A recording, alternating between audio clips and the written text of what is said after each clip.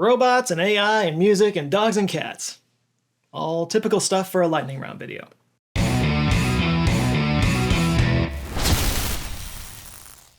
everybody, thanks for joining. If you don't know, lightning round videos are where I take questions from Patreon supporters at the solar system level, and I give them the best answers I can in a short, punchy format.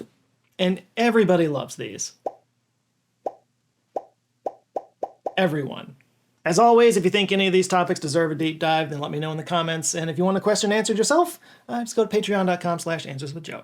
And before I get into the questions, just to acknowledge, if you're seeing this little boo-boo on my forehead and you're wondering what's going on, I am doing a treatment for some sun damage that I've received. It's looking a lot better now, actually, than it was just a couple of days ago, but I did a video on my TMI channel if you want to go check it out. So you're going to see this for a few videos. Now you know what's up. All right, first question goes to Brian Beswick. He asked, what's your thoughts on the Protoclones from Clone Robotics? Clone Robotics. I don't think I'm familiar with them. Here, let me take a look.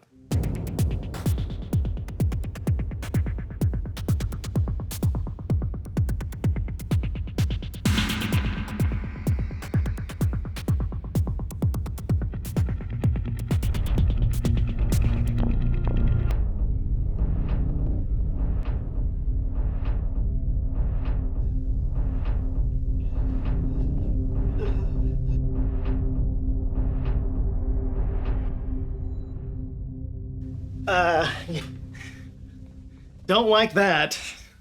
Okay, so the first thing that I notice here is that like all of their videos that they share are like intentionally creepy. Like it's got creepy lighting, creepy music. Holy hell, bro.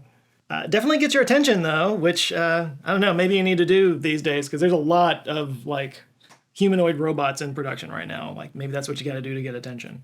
Also, you can't not make the comparison to Westworld when you're looking at this.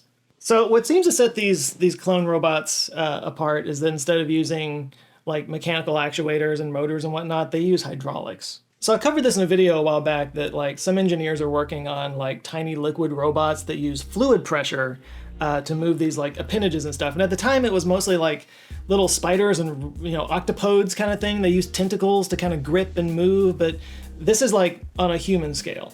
And honestly, there's not a ton of information out there about these guys. I did find an interview with the CEO. I'll link it down below. But what I can gather from the interview that I saw is that they're saying that the advantage of using hydraulics is, well, first of all, it works more like the human body and how our muscles work. And their argument seems to be that it's more energy efficient because instead of powering dozens of motors and actuators and whatnot, it's just being managed by like a pump. A water pump in the torso. So it looks like they developed a material that acts like normal muscle tissue that they call myofiber. They even claim to have a layer of like synthetic fat under the skin to give it a more like lifelike feel. So they started by working on hands a few years back and getting the hands to work just right, trying to get it as close to the dexterity of the human hand as possible. They then added a torso and a head. And it looks like just recently they added the lower half of the body. It can't stand yet though. It looks like that's their next big milestone that they're trying to reach, and then walking, obviously. So the general argument for humanoid robots is that, you know, we've built our spaces around the human form, and having a robot that fits that human form will more, you know, easily fit into our current spaces that we use. That's the argument anyway. Now, is this hydraulic system actually more efficient and more useful? I don't know. I mean, I guess time will tell.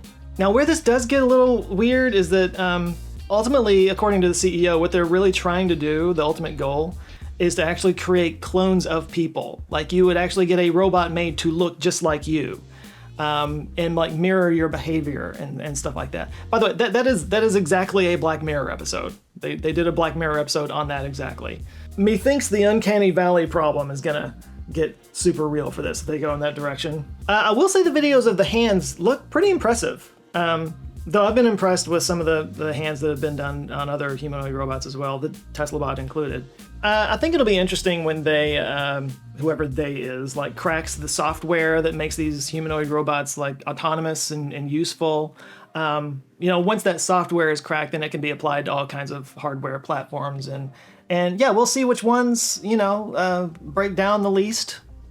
I think that's basically what it's going to come down to, which ones require the least maintenance. And I really don't know which one would break down the fastest, the hydraulic or the mechanical robots, like which ones would require the most maintenance and whatnot. I imagine the hydraulic ones would be messier, You know, if something went wrong, your robot's just leaking everywhere. Of course, mechanical robots require oil, and that can leak too. And it's funny because my brain immediately goes to like space applications for some reason, because like robots seem to be the most useful in extreme environments where our fragile human bodies that are only designed for our specific environment, can work in. And mechanical robots can work in much more extreme conditions. I don't think this would apply to that as well. This really seems to be more like a home companion or an assistant, rather than say like a workhorse in a factory or a warehouse or something like that. So it's super creepy. And it might get more creepy as they try to make it more like a person and make it look like a person. Uncanny Valley and all that. I don't know. It's interesting. You guys tell me what you think in the comments. Next up, Rafe Zero Humor Singer asked, how did standard tuning for stringed instruments come to be standard? I've played guitar for 35 years and I still don't know how this came to be. You've been playing guitar for 35 years? Why the hell are you asking me? Do you have any idea how much dust is collected on this guitar back here? It's surrounded by junk. That should tell you something. Yeah, I only know how to play like 4 chords. I can only play Hootie and the Blowfish songs. And the only alternative tuning that I know of is drop D, because back in the day when I was more into playing music, that was the 90s, and that was like big in the whole grunge thing. But I guess some lightning round questions are just me being asked to Google something for somebody. I'm the Ask Jeeves of the YouTube. My guess is that it was settled on because it made like fingering the chords easier. Oh, here's an article from Fender, they would know.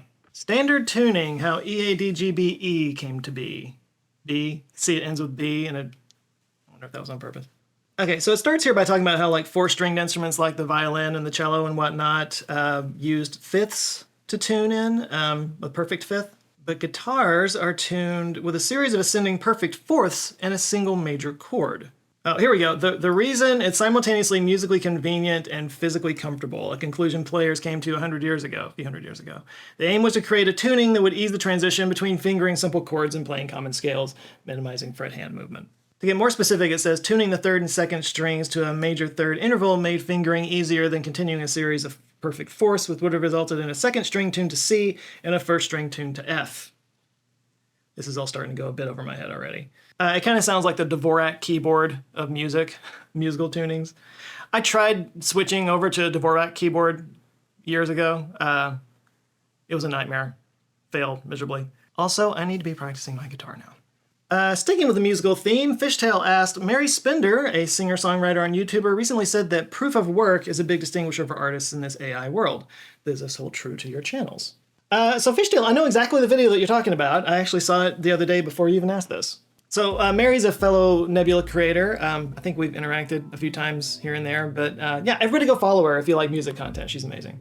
But yeah, in her video, she was basically making the argument that now that we're in this AI slop era, basically, like creators now have to basically show their work, not just to prove that they actually did the work, but also because that's kind of part of the creator's story, and that's what people follow creators for. And I don't disagree with her.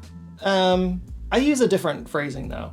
To me, it's more about like high effort content versus low effort content. Slop has always been a thing. You know, as long as there was a monetary incentive to publish things on social media, or even before social media for that matter, you know, there have been people who are just trying to find ways to pick the low-hanging fruit and exploit it and you know, just make money by doing as little as possible. That's never going away. You know, but now we live in a world where like ChatGPT can write a script in a matter of seconds, and then just you could feed that into 11 labs to create a voiceover, and then use Midjourney or Sora or Runway to crank out a bunch of AI animations and images and stuff like that. Like you can create a full video in a matter of hours. And of course, people are coming out of the woodwork to do that. So I think, I don't know, my philosophy has always been that you need to zig when everybody else zags, you know, or at least don't follow trends, because trends by their very nature change constantly and you're never going to keep up with them. I don't know, my channel might grow a little faster if I did, but that's just my philosophy. So in this slop era, I've been trying to move into more high effort content, which of course takes more effort and doesn't always get rewarded, which sucks. At the risk of sounding salty, that Thai cave video that I did earlier this month, this is a good example of that. I put a lot of work into that. I'm really proud of it. I think it's actually a pretty great video. The comments seem to reflect that. A lot of people were really, like, people are saying that it made them cry, you know. But it tanked, like hard, it like super tanked. But I've also made low effort content that's bombed as well. And I've done some videos that were just like rushed out, and for whatever reason, it blew up. So, I mean, I've been doing this for 10 years, and it's still a bit of a toss-up whenever I make a video. I just never really know. For me personally, call me a floofy artist or whatever. I would just rather make stuff that I'm proud of, you know, and let the chips fall where they may. And if you throw enough chips out there, then maybe you can make a living doing it. That's kind of the way I've always done it. I've been more strategic about it in the last year or so, and that's paid off a little bit. It has paid off a little bit, but ultimately, yeah, I would just rather make stuff I'm proud of. And I hope you guys like it too. All right, next up, Sai asked, 3 years ago you made "We're shockingly close to a cure for aging. How much closer are we?" Is this going to be like self-driving cars where we're always 5 years away? Yeah, I really haven't talked about longevity or the life extension stuff in a while. I might have become a little disillusioned by it, if I'm being honest. So the problem with aging research is that it just takes a long time. You know, it's really hard to make that leap from like mice experiments to human experiments because we just live much longer. I mean, will XYZ supplement help you to live to be 100 years old? You kind of have to wait 100 years to find out, don't you? I don't know about you guys. I probably don't have 100 years to wait on that. And it's like, how do you know that it's working until the person, you know, dies at an old age? It makes me think of, many of you have noticed my hairline is not spectacular. I do take hair pills. And whenever I say that, people are like, "Oh, does it work?" And it's like, well, how would I know? How would I know if it didn't work? I have no idea what my hair would look like if I wasn't taking them. And it does feel a little bit like self-driving cars and fusion, how it's always just, you know, in the future. So I had to kind of look, and there are a few different paths that there's been incremental advancements in over the last few years. So the first path that people have been working on is what they call cellular reprogramming. This is the kind of stuff that David Sinclair and his team at Harvard were working on. They got a lot of attention about a decade or so around this. But it deals with epigenetics, which is like the methylation that occurs around DNA that causes aging. Quick and dirty, the methylation is basically like a buildup of sort of junk particles that accumulates around DNA. And over time, it just kind of keeps it from performing properly, and it leads to aging breakdowns that you see in all various different ways in your body. So cellular reprogramming is basically using these things called Yamanaka factors that are named after a Japanese scientist that discovered these, and he won the Nobel Prize in 2012 for it, actually. But basically, there's like 4 different Yamanaka factors, and they help to clear out the methylation around the DNA. The problem is that when this goes wrong, it can create tumors, because you're kind of reversing the cells to their pluripotent state, like a stem cell state, and cells in that state grow really fast, you know, like a tumor. So what they've been working on over the last few years is trying to sort of fine-tune the use of Yamanaka factors to kind of find that sweet spot, the right combination and amounts of them to clear out that methylation without leading to the growth of tumors and stuff. It's a hot topic. It's somewhat controversial in some circles. A lot of people, bioethicists and stuff, are very concerned because, you know, when it goes wrong, it goes very wrong.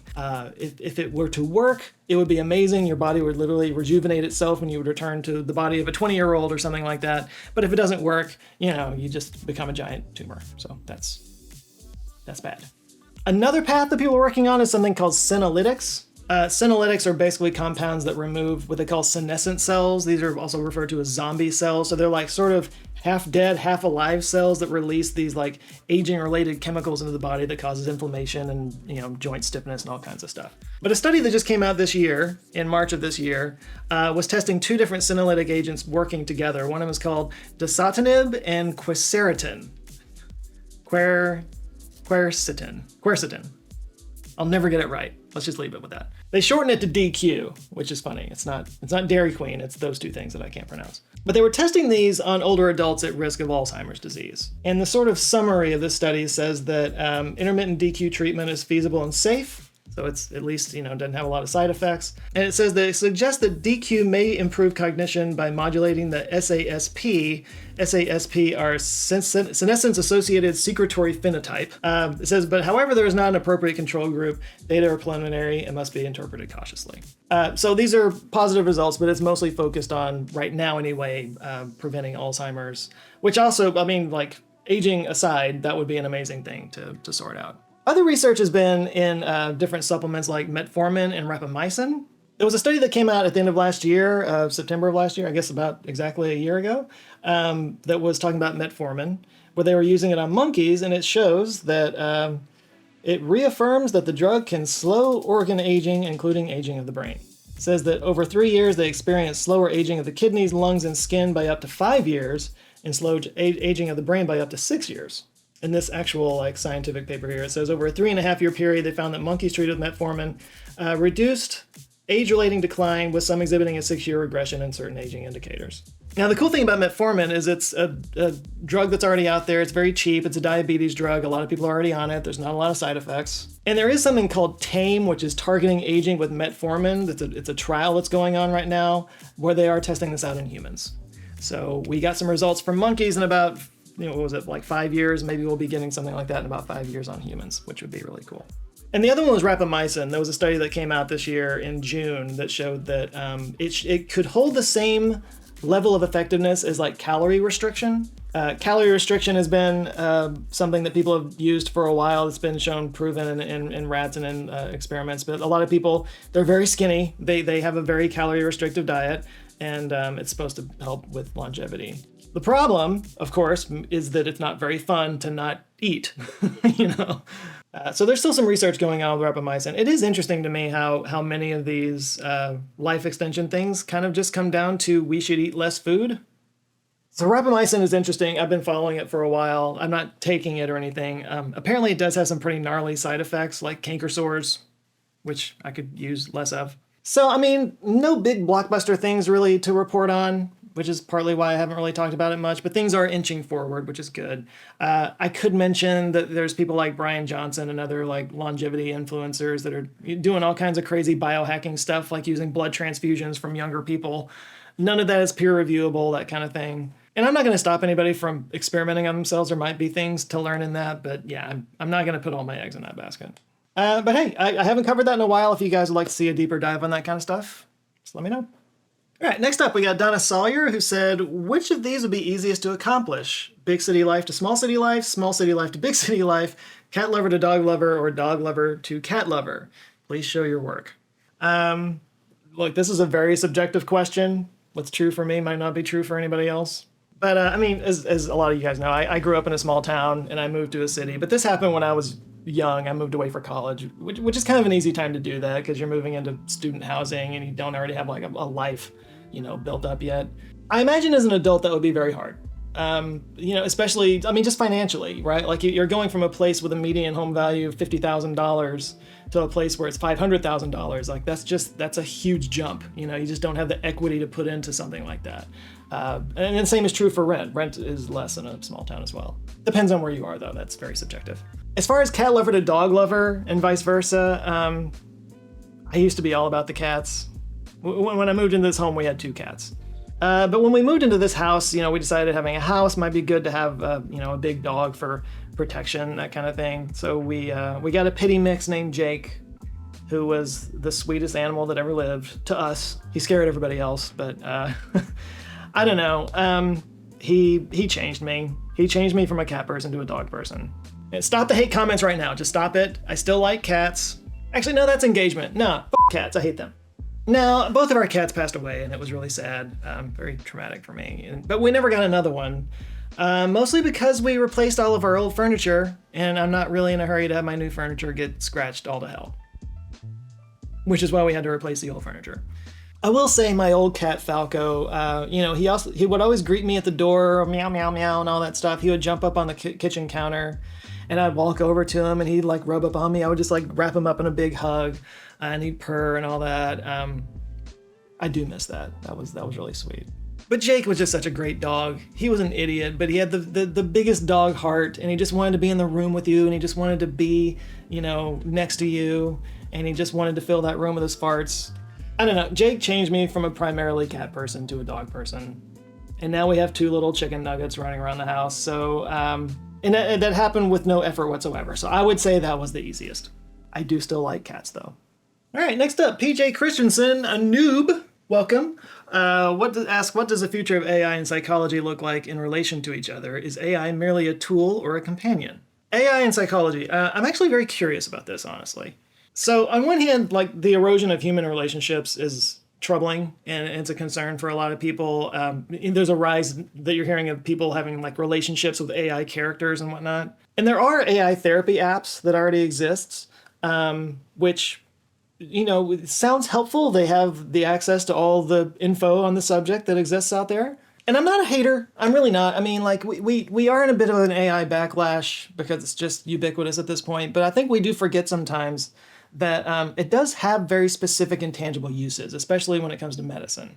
Like its ability to find patterns and compare it against a massive database that no one human being could ever have access to be able to do all that in seconds is extremely helpful in diagnostic medicine. Like AI is being used to find melanomas and skin scans and lung cancers and X-rays and whatnot way faster and earlier than a human could, which is also super important to catch it early. So theoretically, why couldn't an AI help with mental health in the same way? Like recognize patterns in thoughts and behaviors and then make recommendations.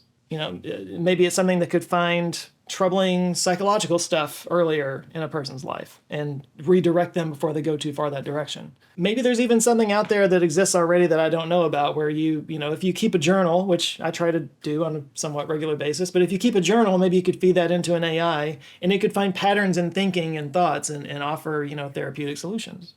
There's a thing that I've become really fascinated by. It's something called DebunkBot. Some AI researchers came up with this. It's basically an AI that's trained on conspiracy theories. And what's interesting is through, testing and experimentation and whatnot, they've actually shown that it can help reduce a person's level of belief in a conspiracy. And what's interesting about it to me is that the reason it seems to be effective is because it's dispassionate. A lot of human interaction is colored with our tribalism, so somebody's trying to convince you that you shouldn't believe in a conspiracy or even, a political belief or whatever, it's easy to put them in the other camp and just dismiss what they have to say. And you're not really even wrong to do that. Everybody's belief is colored by their own biases. That's a human thing, But I think the reason the AI is proving to be so effective is because it is dispassionate. It's not colored with any kind of specific human bias anyway, and so it's a lot easier for people to just kind of like accept the facts that's given to them. And of course it can share its sources as well. So it's not just somebody saying that's not true. It's like, well, here's the receipts. So in that sense, I guess there is a little bit of evidence that AI could be used in a mental health capacity that's helpful. But there's also the other side of it that we have to acknowledge, which is there have been stories of people actually taking AI advice and hurting themselves, even ending their own life because an AI doesn't understand the nuances that humans do, So it's something to be careful about. But I don't think it's completely unhelpful. I think there could be some opportunity for it out there. I'm sure there'll be lots of research into it in the coming years, and it'll be interesting to follow that. So we got one more question to get to, but before we do that, let's christen the new members and Patreon supporters with the power of Zoe. Here we go. New supporters include on Patreon, Bored to Death, PJ Christensen, whose question I just answered, Anthony Harrigan, Shooter McGavin, Elijah Rotenberger, Anna Gonzalez, Jason Jeske, Romanamanon, Tim Yak, Nick Levin, Nikki, Danielle Elliott, and Stephen Clark. And new members, we've got Frank Riviera, Sinister Babe, Mind K, Nathaniel, Adrian Cordoba Elizondo, that's a lot of syllables, Mr. Killshot 10, Chance, Jason E, Dem, Zan, JM, Ivan Julius, Mobile Suit Bean, Dior Giovano, China Lake, Isaac Gonzalez, Andrew Buck, and Fulcrum. All right, thank you guys so much for joining. As always, if you would like to join them, get early access to videos, get access to an exclusive Discord server with some really awesome people in there, and just be a part of a really cool community. You can go to patreon.com/answerswithjoe or click the member button down below to join a YouTube membership. All right, last question. Steve Maddox asked, is there something unusual going on with the geomagnetic field? All my life I've wanted to see the aurora borealis. Last year and earlier this year, as far south as central Oklahoma can see them. Today there's another chance. Solar maximum, weaker field. So the short answer is yes and yes. Also, seeing the aurora is a bucket list thing for me. I definitely would love to see that at some point. It's never gotten as far down as Dallas, and even if it did get this far down, the light pollution, I'm sure, would knock it all out. But yeah, the quick answer is yes. We are at solar maximum right now. This was from last year, at the end of last year, about this time last year. But yeah, the sun goes through 11-year solar cycles, and we are in solar maximum, which is also known as the time when all the sunspots are out. And you'll see some on social media. There's lots of really cool videos of like solar flares and coronal mass ejections that are really interesting to look at. But actually, like remember last year we had that total solar eclipse. It was a good time to have a total solar eclipse because there were these huge prominences that were coming off the sun, and I actually captured it myself in the backyard, which was amazing. So you asked if there's a solar maximum, and you asked if the magnetic field is weakening. Number one, yes, we are in solar maximum. Number two, yeah.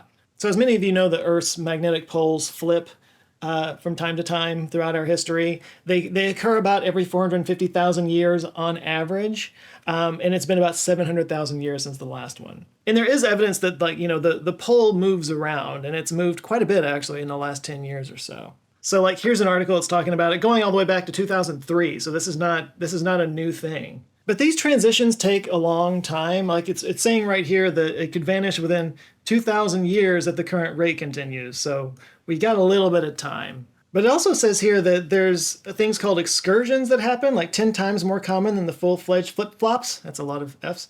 It says in the last 50,000 years, there were many times when the field strength was a lot lower than it is today without reversing. The dipole may be stumbling, but it's far from a collapse. So to answer your question about like if the magnetic field is weakening to the point that like you could see a difference in the aurora borealis and stuff like that, probably not, because we're really talking over like geologic timescales here.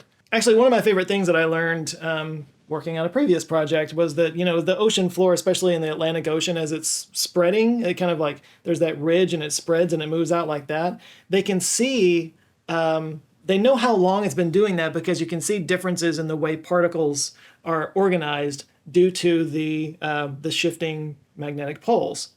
So yeah, this picture right here kind of shows what I'm talking about. There's literally stripes in the ocean floor, magnetic stripes, where you can see how the magma, as it cooled, aligned itself to the magnetic field, and that field keeps flipping, and you can see stripes because of it.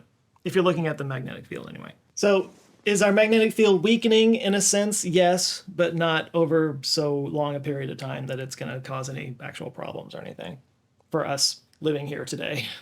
So if there's an uptick in aurora activity, it would be a lot more to do with the solar maximum, I would imagine.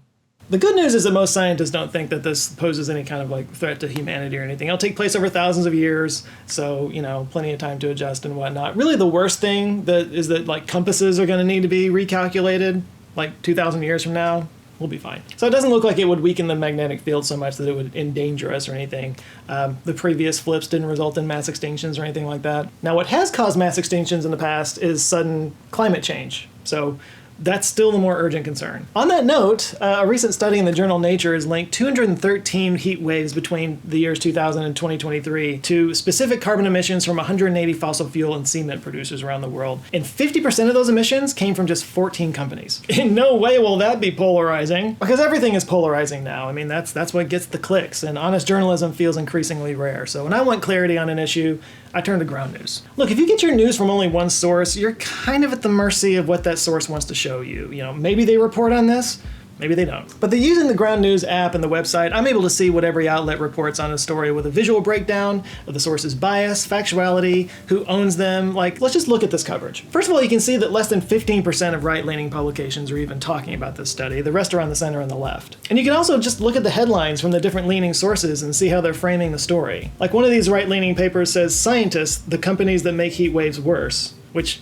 kind of puts the focus on the scientists. But if you look at the left-leaning ones, you see study shows links between major oil companies and deadly heat waves. These are clearly focused a lot more on the companies that are doing the stuff. So look, I've partnered with Ground News since like 2023 because it's a product that I actually use and I believe in it. I'm sure like a lot of you, I get a lot of my news from my social media feeds. It just kind of comes into my eyeballs, and it's usually loaded with rage bait. So before I share the article, I always go to Ground News to sort of compare the sources and get the nuance. And you know what? 90% of the time, the story flying around on the social media has been exaggerated or misinterpreted in some way, and I don't fall for it. So if you'd like to support me and an independent news platform that's working to make the media landscape more transparent, I suggest you subscribe through my link at ground.news/Joe Scott to get 40% off unlimited access to the Vantage subscription, which is the same plan that I've been using for all these years.